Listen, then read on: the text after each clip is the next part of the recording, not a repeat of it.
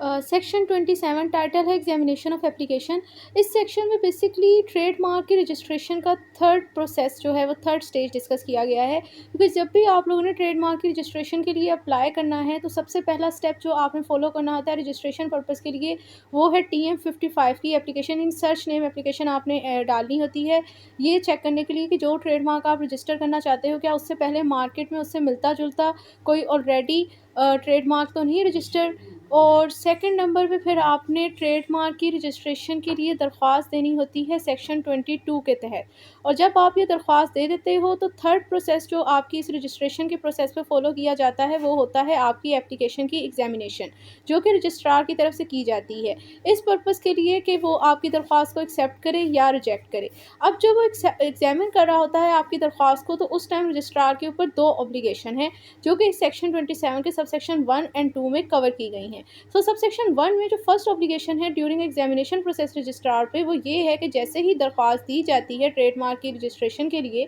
उस दरख्वास्त के वसूल होने के बाद रजिस्ट्रार ने फौरी तौर पर ये चेक करना होता है कि आया ये दरख्वास्त जो लीगल कोड और फॉर्मेलिटीज़ थी for the purpose of registration of trademark वो पूरी कर रही हैं या नहीं। अब वो कौन सी लीगल फॉर्मेलिटीज़ थी जो कि सेक्शन 22 के अंदर डिस्कस की गई हैं, यानी TM1 के अंदर जो रिक्वायरमेंट बताई गई हैं सेक्शन 22 के अंदर, कि ये देखना था कि जो एप्लीकेंट है उसका नेम और एड्रेस मेंशन है, उनका जो लोगो जो डिज़ाइन पर रजिस्टर करवाना चाहते हैं ट्रेडमार्क का उसका लोगो लगा हुआ है, और क्लास स्पेसिफाई है कि आया किस गुड और सर्विस के लिए है और किस गुड और सर्विस के लिए उसकी डिस्क्रिप्शन बताई गई, सारी चीज़ें उसने देखनी है। सेकंड ऑब्लिगेशन एग्जामिनेशन प्रोसेस के दौरान उस पर ये होती है कि उसने देखना है कि जिस ट्रेडमार्क के लिए ये बंदा एप्लीकेंट ने अप्लाई किया हुआ है इससे मिलता जुलता ऑलरेडी मार्केट में कोई और ट्रेडमार्क तो पहले से ही रजिस्टर्ड नहीं है, क्योंकि अगर होगा तो ज़ाहिर-सी बात है फिर इसकी एप्लीकेशन एंटरटेन नहीं की जाएगी। इसको एक एग्ज़ाम्पल से समझते हैं कि मिसाल के तौर पर अगर मैंने अपना कोई स्वीट का स्वीट के लिए मुझे ट्रेडमार्क लेना है कि मुझे अगर कोई अपनी स्वीट का ब्रांड स्टार्ट करना है ज़ैनब स्वीट के नाम से, तो या ज़ैनब डिलाइट के नाम से, तो मैंने ज़ैनब डिलाइट का ट्रेडमार्क के लिए अप्लाई किया। अब वहाँ पर जो है वो रजिस्ट्रार ने फ़ौरी तौर पर पहले देखना है कि क्या इससे पहले तो कोई इस तरह का ही मिलता-जुलता ट्रेडमार्क मार्केट में मौजूद तो नहीं है, अगर तो होगा तो ज़ाहिर है मेरी एप्लीकेशन एंटरटेन नहीं होगी। तो ठीक है, आपने दरख्वास्त दी, एक्सेप्ट और रिजेक्ट करने से पहले एग्जामिनेशन के प्रोसेस के दरमियान रजिस्ट्रार ने दो अपनी ऑब्लिगेशन पूरी की जो कि सब सेक्शन 1 एंड 2 में डिस्कस की गई हैं, मैंने आप लोगों के साथ डिस्कस कर ली। अब ज़ाहिर सी बात है इसके बाद उसने क्या करना है, या तो उसने आपकी इस एप्लीकेशन को एंटरटेन करना है यानी एक्सेप्ट करना है, या फिर उसने रिजेक्ट कर देना है। रिजेक्ट ज़ाहिर सी बात है तब होगी जब वो ये लीगल फॉर्मेलिटीज़ पूरी नहीं कर रहा होगा, या पहले से कोई ऑलरेडी ट्रेडमार्क रजिस्टर्ड होगा आपने जिसके लिए अप्लाई किया उससे मिलता जुलता। और एक्सेप्ट तब हो जाएगी जब आपकी दरख्वास्त के अंदर तमाम लीगल फॉर्मेलिटी सेक्शन 22 की पूरी हो रही हैं और आपने जिसके लिए अप्लाई किया, जो ट्रेडमार्क आप रजिस्टर करवाना चाहते हैं उससे मिलता जुलता कोई ट्रेडमार्क रजिस्टर नहीं होगा। तो अगर वो जब रिजेक्ट कर रहा है ना आपकी दरख्वास्त को, तो वो रिजेक्ट उसने बेसिकली फौरी तौर पर नहीं कर देना होता, उससे पहले उसने आपको अपनी एग्जामिनेशन रिपोर्ट देनी होती है। सब सेक्शन 3 में बताया गया है कि अगर रजिस्ट्रार को लगता है कि आपकी जो रजिस्ट्रेशन की रिक्वायरमेंट है वो आपकी दरख्वास्त में पूरी नहीं हो रही, तो अब इस सिचुएशन में उसने पहले फौरी आपकी दरख्वास्त को रिजेक्ट नहीं कर देना, वही फेयर ट्रायल की पॉसिबिलिटी कि वो आपको पहले इन्फॉर्म करेगा, आपको एक मौका देगा जिसमें वो आपको एक टाइम पीरियड देगा रजिस्ट्रार, कि आप अपनी दरख्वास्त में अमेंडमेंट कर लें और इस टाइम पीरियड के अंदर जो भी आपकी इसमें इशू आ रहा है ना उसको रिज़ॉल्व कर लें। मतलब अगर ज़ैनब डिलाइट के नाम से ऑलरेडी पहले से कोई ट्रेडमार्क रजिस्टर्ड है तो वो मुझे कह देगा कि ये जो है वो पहले से ही इस तरह का जो लोगो डिज़ाइन का और इस नाम का इसी गुड्स यानी स्वीट से मुतल्लक ऑलरेडी कोई ट्रेडमार्क मौजूद है, तो मुझे इन्फॉर्म कर देगा मेरी दरख्वास्त को रिजेक्ट करने से पहले कि आप ना इस अपनी एप्लीकेशन में थोड़ी-सी चेंजेस कर लो। तो वो कहेगा कि you are still interested in registration of trademark, this name is already availed by someone, आप किसी और नाम के लिए जो है वो अप्लाई कर लें क्योंकि ये तो पहले ही किसी पर्सन ने लिया हुआ है। जैसे कि आप शॉपिंग करने जाते हो, अगर आप ऑनलाइन शॉपिंग कर रहे हो तो आपने एक चीज़ देखी होगी, आपने एक्सपीरियंस किया होगा कि बहुत सारे प्रोडक्ट पे आउट ऑफ स्टॉक लिखा होता है। आउट ऑफ स्टॉक का मतलब क्या होता है कि ये चीज़ तो पहले ही सोल्ड आउट हो चुकी है। तो वो आपको कहेगा कि जो ट्रेडमार्क के लिए आप अप्लाई कर रहे हैं ना, तो आउट ऑफ स्टॉक है, ये पहले ही कोई ले चुका है, आप किसी और के लिए अप्लाई कर लें। ज़ाहिर-सी बात है कारोबार तो आपने अपना करना है और आपने अपना उसके लिए ट्रेडमार्क रजिस्टर तो कराना है सिक्योर करने के लिए, क्योंकि ट्रेडमार्क बेसिकली एक it's just like a lock for any house. जिस तरह एक घर को सिक्योर करने के लिए उसके बाहर लॉक लगा होता है ना, नहीं तो उधर चोरी होने के भी खदशात हैं, कोई भी आ जाए इस घर में। तो इसी तरह किसी भी कारोबार को जब आपने करना है तो आपने उसके लिए ट्रेडमार्क लाजमी तौर पर रजिस्टर करना होता है, क्योंकि आप उसको फ्लरिश कर रहे हो, बना रहे हो, उसका नाम बन रहा है। बाद में अगर आपके नाम को कोई इस्तेमाल कर ले और आपका ट्रेडमार्क रजिस्टर ना हो, तो आपका जो है वो सारा जो आपकी रिप्यूट बनी होगी, आपके जो क्लाइंट बने हुए होंगे, वो सारा स्वाह हो जाएगा अगर आपने ट्रेडमार्क रजिस्टर नहीं करवाया होगा। तो इसलिए भी ट्रेडमार्क रजिस्टर करवाना बहुत ज़रूरी होता है। अब सब सेक्शन 3 में आपके पास उन्होंने कहा कि आपकी रिक्वायरमेंट नहीं थी पूरी, तो उन्होंने 4 आपकी रिजेक्ट नहीं कर दी, बल्कि आपने उसको पहले आपको चांस दिया कि आप जो है वो अपने लुकनास को क्लेरिफाई कर लें। लेकिन अगर आप कहते हो कि आई डोंट केयर वाला बिहेवियर है आपका, एप्लीकेंट ने रजिस्ट्रार को सेटिस्फाई नहीं किया, वो रिक्वायरमेंट पूरी नहीं की, अपनी एप्लीकेशन को चेंज नहीं किया उस टाइम लिमिट में जो उसने बताया था, उसने उस रिक्वायरमेंट को पूरा ना किया, तो अब रजिस्ट्रार के पास भी पूरा राइट है कि वो आपकी दरख्वास्त को रिजेक्ट कर दे। वो आपको एक्सेप्ट नहीं करेगा आपकी दरख्वास्त को, उसे रिफ्यूज़ कर देगा। ठीक है।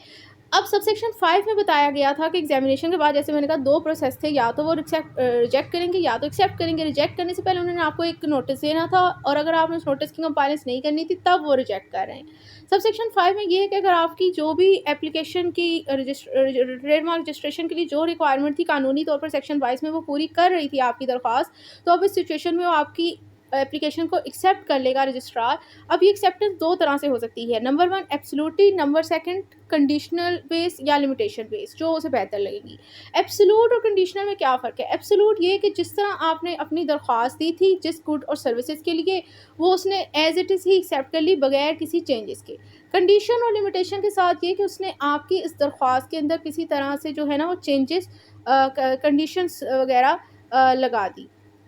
कि नहीं, ये इस तरह नहीं, हमने इस तरह एक्सेप्ट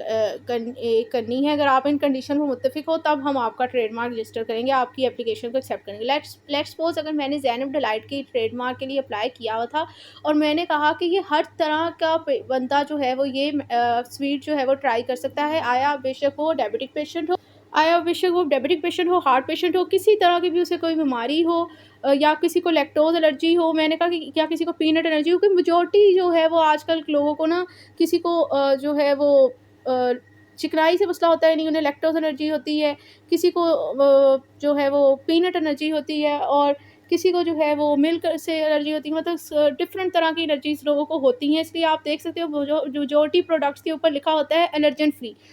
इसकी एग्जांपल आपको मिल सकती है, अगर आपने लेज़ तो सबने ही खाई होगी ज़िंदगी में अपने, तो अगर आप उसको उसके पैकेट पे जाकर देखो ना, तो उसके प्रोडक्ट के पीछे लिखा हुआ है कि इट्स एलर्जन फ्री प्रोडक्ट। मतलब कि किसी हर तरह का किसी भी बंदे को अगर कोई एलर्जी है ना, तो वो मतलब खा सकता है, इसमें कोई ऐसा मसला नहीं है कि वो कोई बंदा इसे नहीं खा सकता। अगर मैं अपने उस प्रोडक्ट के ऊपर ये लिख रही हूँ कि ये एलर्जन फ्री है, और मतलब जिसमें जनरली मैंने ये लिख दिया कि हर तरह का बंदा खा सकता है, मतलब मैंने ये नहीं लिखा हुआ कि लैक्टोज़ और पीनट एलर्जी या फलां, ये नहीं मैंने लिखा। मैंने कहा कि हर एज का बंदा खा सकता है ये स्वीट, और ये एलर्जन फ्री है, ये मैंने अपनी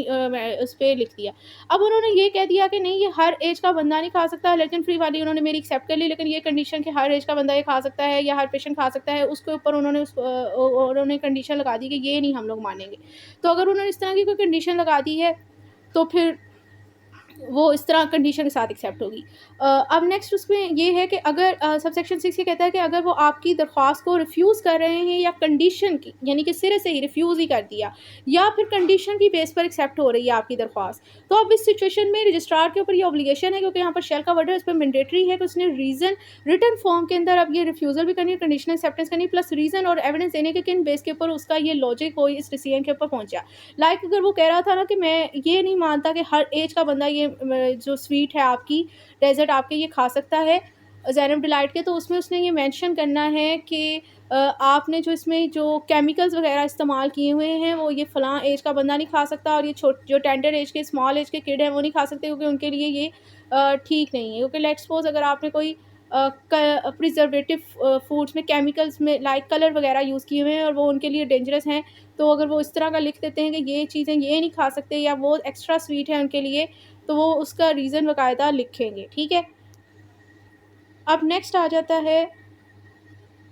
नेक्स्ट ये है कि जो आपकी दरख्वास्त है ट्रेडमार्क की रजिस्ट्रेशन के लिए आपने अप्लाई की, अगर आप उसमें कोई किस्म का एरर आ जाता है, आप उस एरर को करेक्ट करना चाहते हैं, तो वो एरर कौन ठीक कर सकता है और कब तक ठीक किया जा सकता है? तो ठीक तो है, उसे एप्लीकेंट भी कर सकता है, ट्रिब्यूनल भी कर सकता है। आपकी दरख्वास्त एक्सेप्ट होने से पहले भी किया जा सकता है, दरख्वास्त एक्सेप्ट होने के बाद भी किया जा सकता है। बेहतर है कि इसको हम लोग पढ़ ही लेते हैं। सो कहते हैं कि अगर ट्रिब्यूनल के ओपिनियन के मुताबिक it's fair and reasonable all circumstances of the case to do so at any time whether before or after accept correct any. ठीक है, वो कह रहे हैं कि आपकी दरख्वास्त से मतलब किसी किस्म का भी कोई एरर है ना, वो ट्रिब्यूनल को अगर लगता है तो वो उसे ठीक कर सकता है, एक्सेप्टेंस से पहले भी कर सकता है, बाद में भी कर सकता है, और एप्लीकेंट को भी अलाउ किया जा सकता है कि वो भी उन टर्म्स और कंडीशन में जो कि वो उसे ट्रिब्यूनल अलाउ कर रहा है उनके ऊपर वो अपनी दरख्वास्त में चेंज वगैरह कर सकता है।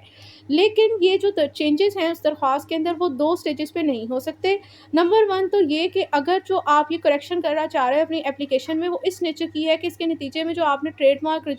जिसके लिए अप्लाई किया हुआ है उसकी नेचर ही चेंज हो जाएगी, या फिर जिन गुड्स और सर्विसेज के लिए आपने वो ट्रेडमार्क रजिस्टर करवाया हुआ है उसमें आप कुछ एक्सटेंशन करना चाह रहे हो एरर की मतलब चेंज के ज़रिए में। तो अब उस सिचुएशन के अंदर आपको ये इस तरह जो है वो चेंज की अलाउ नहीं होगी, अमेंडमेंट की अलाउ नहीं होगी। इसको एग्जांपल समझते हैं, मिसाल के तौर पर जिस तरह ज़ैनब डिलाइट के लिए मैंने अप्लाई किया था, अगर मैं अब उसके अंदर फ्रोज़न फूड भी ऐड कर लूँ, मतलब स्वीट से हट के अब मैं उसमें फ्रोज़न फूड भी ऐड कर लूँ, जबकि पहले मैंने सिर्फ़ और सिर्फ स्वीट की हद तक ट्रेडमार्क लिया हुआ था। अब फ्रोज़न फूड भी मैं उसमें ऐड करना चाह रही हूँ, तो वो अब मुझे अलाउ नहीं किया जाएगा। और सेकंडली यहाँ पर ये है कि अगर मैं उसकी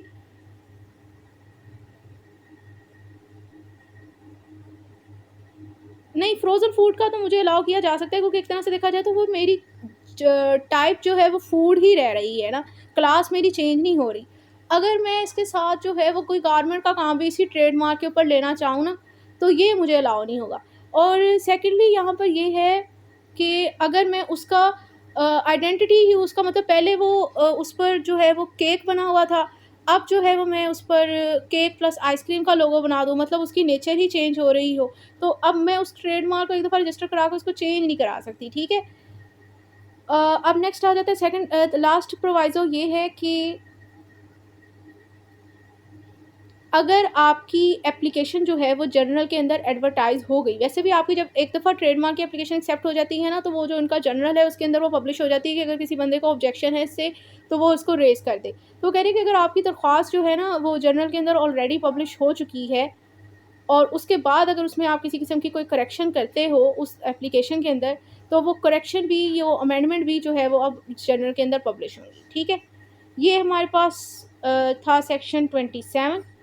जिसमें हम लोगों ने ये कवर किया कि ये ट्रेडमार्क की रजिस्ट्रेशन का थर्ड स्टेप है। पहले वन TM55 की सर्च नेम एप्लीकेशन आप लोगों ने डाली होती है कि जिस ट्रेडमार्क को आप रजिस्टर करवाना चाहते हो उससे पहले कोई मार्केट में ऐसा ट्रेडमार्क रजिस्टर तो नहीं। सेकेंडली फिर आपने रजिस्ट्रेशन की दरख्वास्त देनी होती है TM1 की सेक्शन 22 के तहत, और फिर उसके बाद जब आपने अपनी दरख्वास्त दी है तो अब रजिस्ट्रार ने उसको एग्जामिन करना होता है कि क्या इससे पहले कोई इससे मिलता जुलता ट्रेडमार्क रजिस्टर तो नहीं है, या लीगल फॉर्मेलिटीज़ पूरी हो रही, ताकि वो ये कंक्लूड कर सके कि मुझे आपकी दरख्वास्त एक्सेप्ट करनी है, रिजेक्ट करनी है। जब वो एक्सेप्ट कर लेता है तो वो एक्सेप्टेंस जो है वो एब्सोल्यूट और कंडीशनल बेस हो सकती है। रिजेक्ट करेगा तो रिजेक्ट करने के टाइम जो है वो उसे पहले आपको नोटिस भेजना है, उसके बाद उसने रिजेक्ट करना है। अगर आप नोटिस की कंपाइलेंस नहीं करते, डायरेक्ट उसने आपकी रिजेक्ट नहीं कर देनी, और एप्लीकेशन आपकी एक्सेप्ट होने के बावजूद भी अगर आप उसमें किसी किस्म का कोई एरर है और उसे आप चेंज करना चाहते हो, तो आप उसमें चेंजेस लेकर आ सकते हो और वो जर्नल में भी पब्लिश होगी वो करेक्शन। लेकिन अगर आप चेंज ऐसा करना चाहते हो जिसके नतीजे में आपने जिस गुड और सर्विसेज के लिए पहले ट्रेडमार्क रजिस्टर करवाया उससे बिल्कुल नेचर चेंज होके किसी और